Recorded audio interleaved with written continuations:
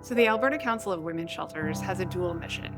And part of that is supporting our members, and the other part is doing the work that we can to prevent and end domestic violence. Now, that might seem like two separate things, but really it's one. It's doing the best that we can to support survivors, as well as to change the culture so that violence is not normalized in our culture anymore. So, our approach to prevention at the Alberta Council of Women's Shelters is really informed by the experiences of our members on a daily basis. One of the models that we use to explain domestic violence and how it happens is the pyramid of gender-based violence. A lot of people will think about domestic violence and think that that's something that's far away and that they can't do anything about. But when we really look at how socially people get to a place where they think that violence is okay, there are so many different layers to that story. And at the absolute bottom is just the culture that we live in and a lot of the problematic language that can happen in society.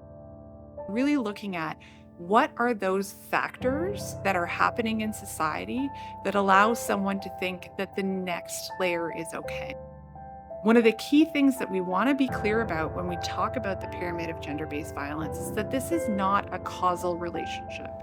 Every joke does not lead to those most extreme forms of violence. However, every joke, every piece that's at the bottom of the pyramid creates permission for the next level of the pyramid to occur. So while it's not causal going up, we can see how those pieces at the top find their roots and find their strength in the pieces at the bottom. So our prevention work is mostly branded under leading change, which is the belief that we can all lead from where we stand to end violence. So we will reach out to men and boys, we'll reach out to school groups, community groups, we'll reach out to workplaces, governments, really anyone who's interested in having that conversation, help them really understand the dynamics of what domestic violence is. We're not trying to turn everyone into a social worker. We're not trying to turn everyone into a shelter worker. What we want is to give people the knowledge and the skills that they need to lead from where they stand to make a difference.